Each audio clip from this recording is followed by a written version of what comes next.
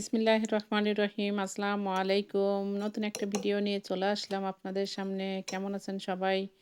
আমি আজকে মুরগির মাংস লাউ দিয়ে রান্না করছি। লাউ দিয়ে মুরগির মাংস কার কার পছন্দ অবশ্যই কমেন্টে জানাবেন।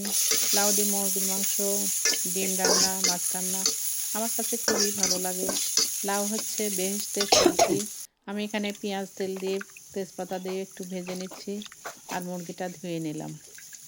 মুরগিটা ধুয়ে নিয়ে এটা লেয়ার মুরগি প্রেশার কুকারে না দিলে এটা সিদ্ধ হয় না ভালোভাবে। এর জন্য আমি সুন্দর করে কষায় নিয়ে প্রেশার কুকারে দিয়ে দেবো। এই তো পেঁয়াজটা ভাজা হয়ে গেছে। আমি এখানে একটু পানি দিয়ে মশলাগুলো দিয়ে দেবো। রান্না কম বেশি সবাই পারে। আমার চেয়ে অনেকেই অনেক ভালো রান্না করতে পারে। আমি একদম সিম্পলভাবে রান্না করে দেখাই যেন সবার উপকারে আসে। ভিআইপি রান্না সবাই কিন্তু রান্না করে না। সিম্পল রান্নাই বেশি মানুষের দরকার। এর জন্য আমি সবজি দিয়েই বেশি রান্নাটা দেখাই। বেশি রান্না আমরা কিন্তু গ্রাম অঞ্চলে এমনকি রেগুলার রান্না এগুলো সবজি দিয়েই বেশি রান্না করা হয়। গেস্ট এলে একরকম রান্না হয় আর বাড়িতে রান্না আরেক রকম হয়। সম্পূর্ণ এই দুটা কিন্তু আলাদাভাবে করা হয়। এর জন্য আমি সবসময় রান্না করা হয় সেই রান্নাটাই আমি দেখানোর চেষ্টা করি।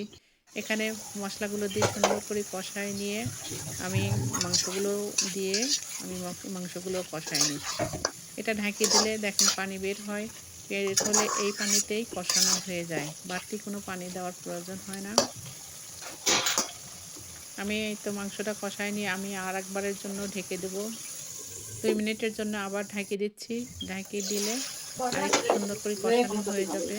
এই তো আমি ঢাকনা খুলে নিয়ে আমি আরেকটু কষায় নিলাম। নিয়ে আমি এখানে লাউ দিয়ে দেবো। লাউ দিয়ে নাড়াচাড়া করে আমি একদম প্রেশার কুকারে দিয়ে দেবো। এইভাবে যদি সুন্দর করে কষানো মশলাগুলো আগে কষায় নিতে হবে। কষানো হলে আবার মাছ, মাংস যেকোনো কিছু যদি রান্না করা হয় সেটাও দিয়ে সুন্দর করে কষায় নিতে হয়। কষায় নিয়ে পরে ঝোল বেশি ঝোল যে যেরকম খায়, কম ঝোল যে যেটা দেয় পছন্দ সে সেটা দিয়ে রান্না করতে পারে।